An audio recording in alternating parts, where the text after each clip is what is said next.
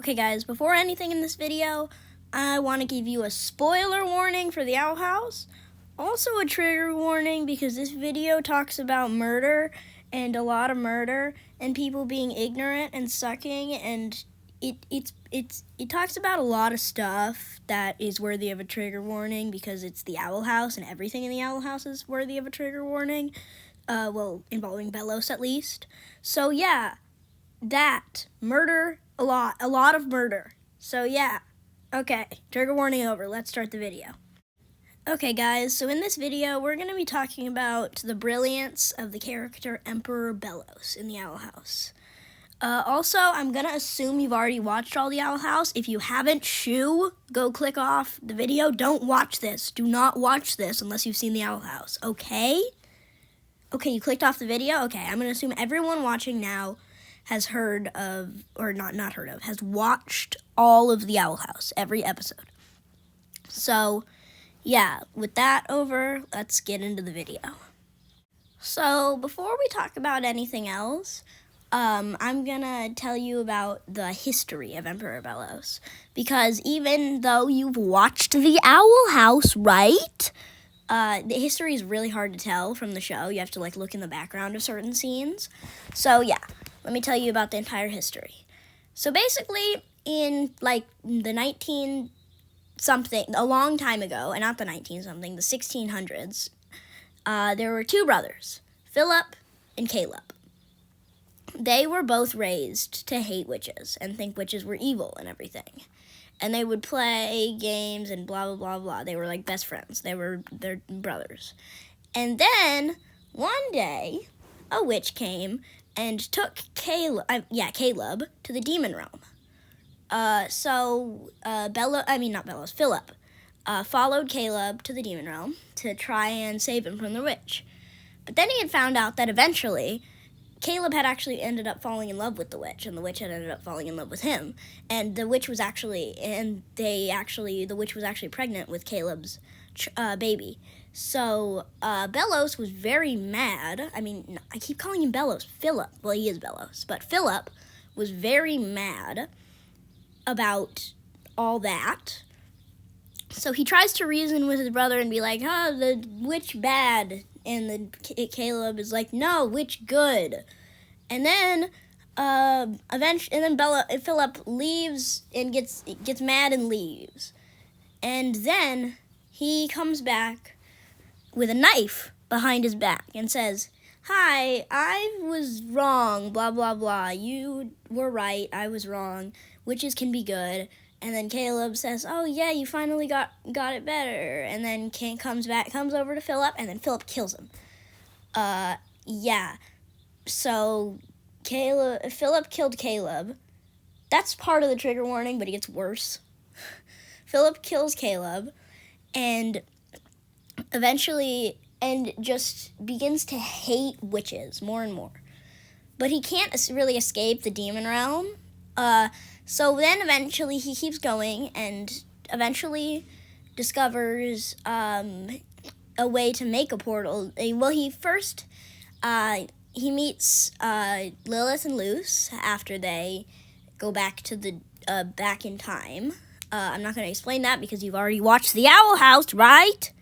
And yeah, they go back in time, and Philip is acting all nice and sweet and like a regular human. And then and he's trying to meet some guy named the Collector who can help him make a portal back to the human realm. So eventually they help him, and then he, surprise, surprise, betrays them. And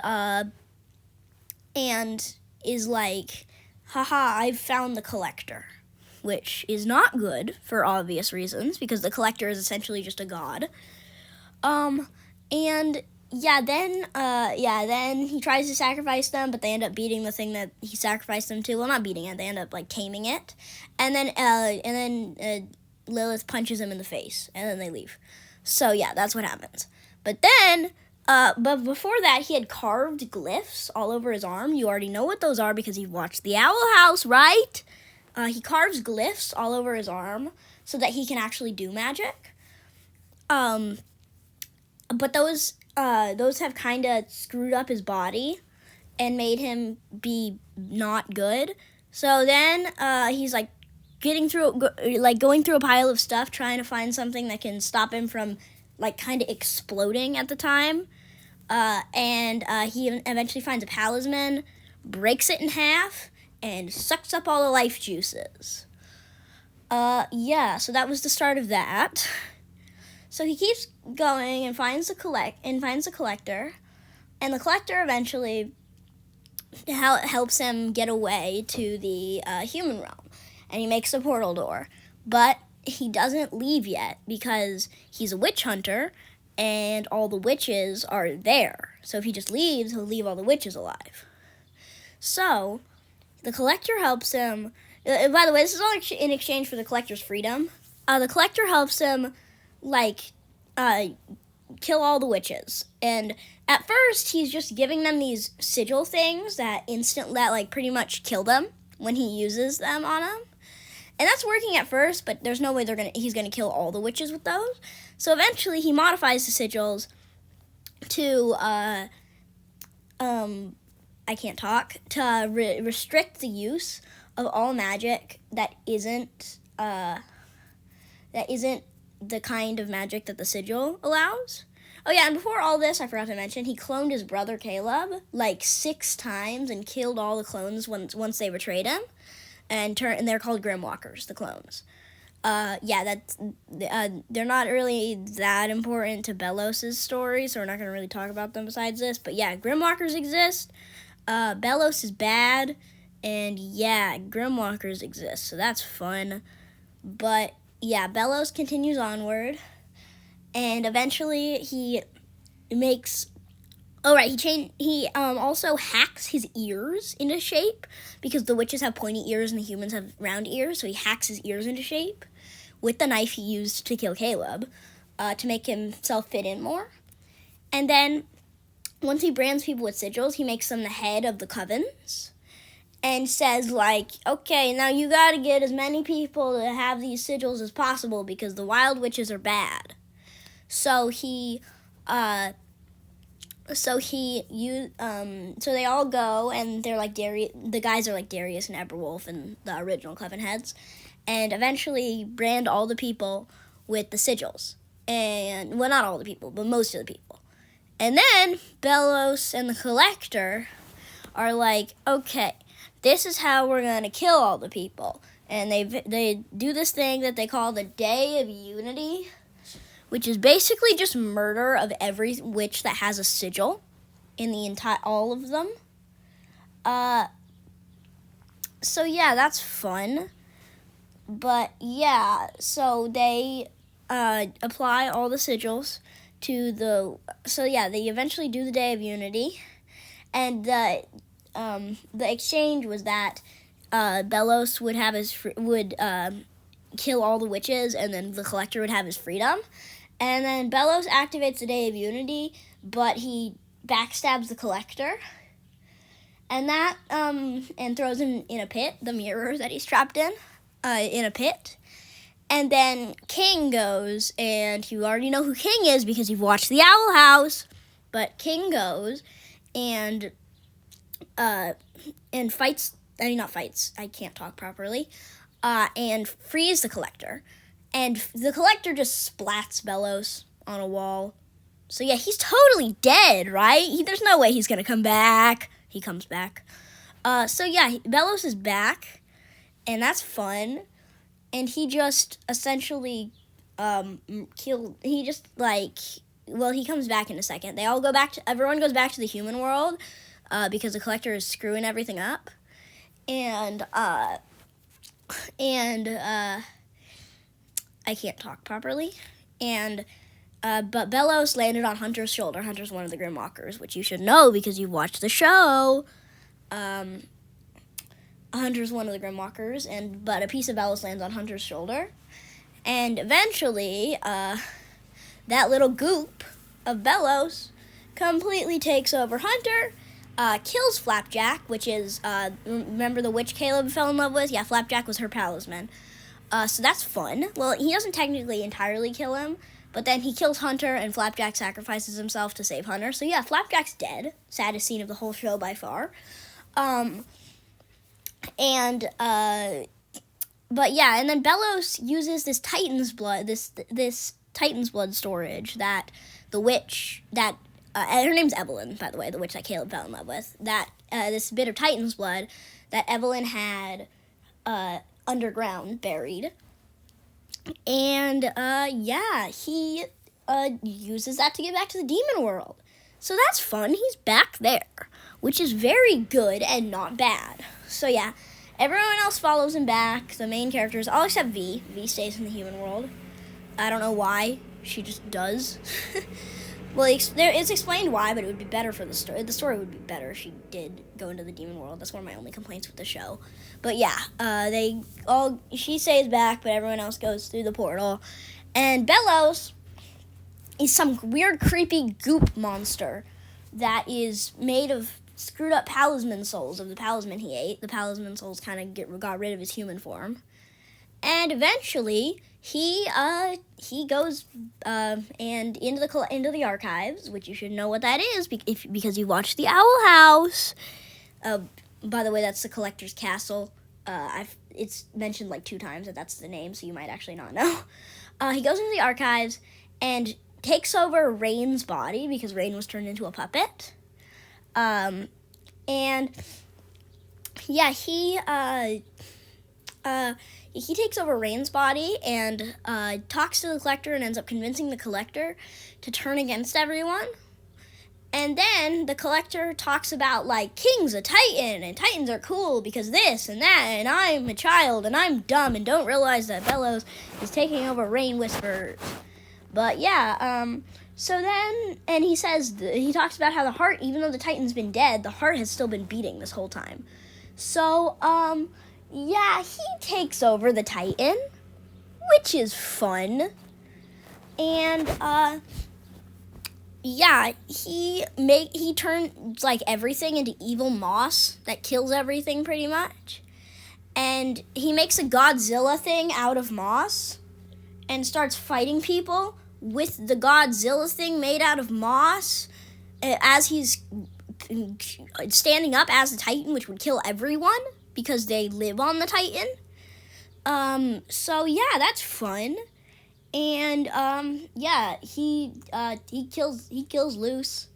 He just kills Luce. It's super easy. He just dead.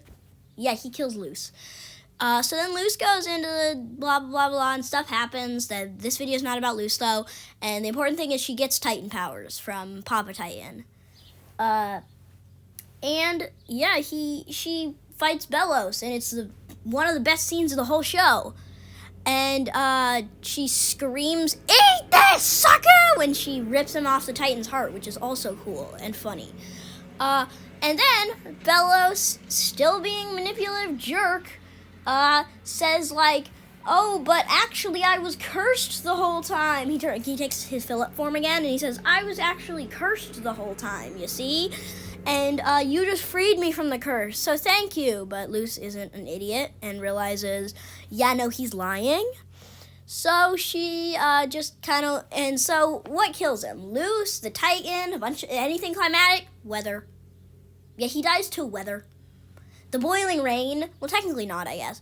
Boiling rain, like, turns him into, like, a almost dead, and then Ida, Rain, and King stomp him to death. So yeah, that is the entirety of Belos' life. On to talking about why he's a good character! Okay, so Belos is a good character for a lot of reasons. So we're going to split this part into segments. And the first segment is writing manipulation good. Now, manipulation in cartoons, or any show really, is hard to write. Like, really hard to write. Yeah, like, people can manipulate people in shows, but usually they just say something to them, and then they're like, okay, which is not realistic whatsoever. But the Owl House nails it perfectly with Belos. All the scenes where he manipulates Lilith make so much sense into bringing him Ida. So, yeah, his manipulation is written really well. Like, it actually takes time for him to manipulate people, but he manages to manipulate everyone into thinking, yeah, the wild magic bad, other magic good, which is just not true. But yeah, the manipulation is written very well. So yeah, on to the next segment. Okay, the next segment is that he has a god complex. And it's written really, really, really well.